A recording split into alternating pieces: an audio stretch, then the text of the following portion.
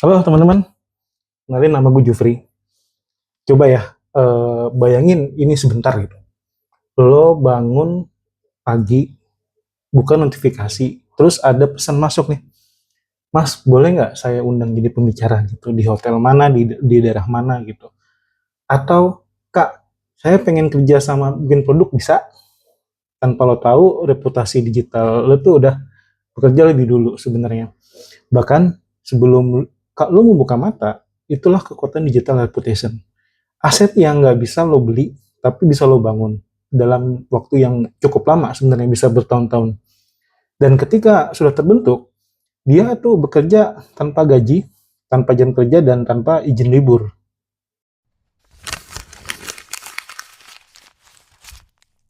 Kita hidup di era di mana orang nggak perlu nanya lo lulusan mana. Mereka tinggal buka profil lo, scroll, dan langsung tahu nilai lo seperti apa. Tahu dong di mana buka profil di LinkedIn atau di platform yang lainnya gitu.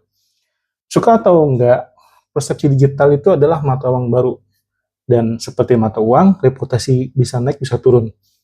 Bedanya apa? Kalau uang bisa lo cari lagi, tapi reputasi lo nggak bisa lo top up. Sekali rusak ya lo butuh waktu bertahun-tahun buat pulih lagi. Tapi kalau lo jaga reputasi digital, lo bisa nembus batas. Batas negara, bahasa, bahkan zona waktu.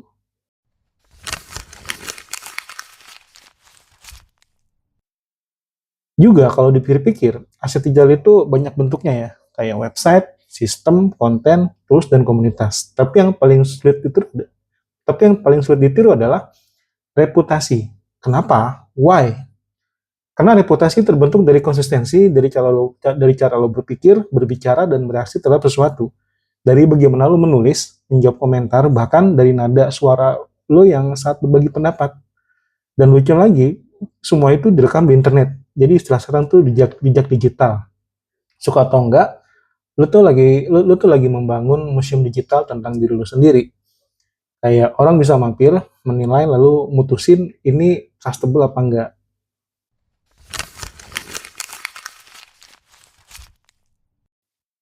Reputasi digital bekerja seperti bunga berbunga. Semakin sering lo menepati janji, semakin banyak kepercayaan yang menumpuk. Satu posting jujur, satu kepercayaan baru. Satu kolaborasi sukses, dua kepercayaan lagi. Sampai akhirnya lo nggak perlu promosi diri lagi. Nama lo tuh disebut sebelum lo muncul. Itu yang disebut compound effect of trust. Bukan sekedar follower, tapi trust capital. Dan trust adalah aset paling sulit digantikan oleh AI, algoritma, dan teknologi apapun.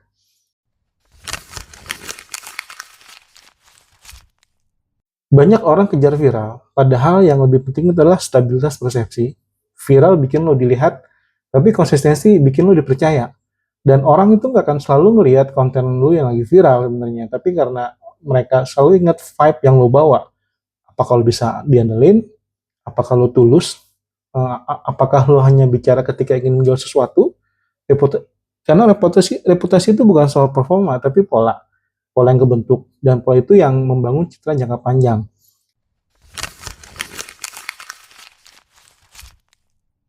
Reputasi bukan tentang pencitraan sebenarnya, karena citra itu bisa dibentuk dengan kamera dan kata-kata, tapi integritas hanya bisa dibentuk lewat waktu dan bukti.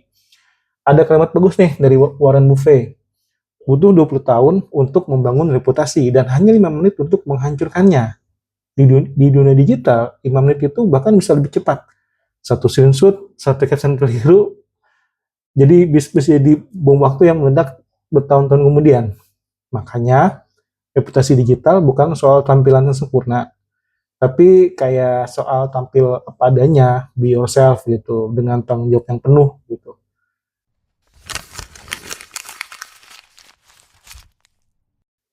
Reputasi digital itu seperti roda besar. Pertama kali lo dorong, beratnya luar biasa. Lo bikin konten, nggak ada yang lihat. Lo sharing insight, nggak ada yang komen. Lo konsistensi, tapi rasanya sia-sia. Tapi kalau lo tetap dorong, sedikit demi sedikit roda itu mulai berputar. Sampai satu titik, roda itu nggak butuh tenaga lagi. Orang lain yang akan mendorong untuk lo. Mereka yang percaya akan bantu bantu lo, bantu sebar pesan lo gitu kan. Dan setiap kali itu terjadi, reputasi lo tuh naik satu tingkat.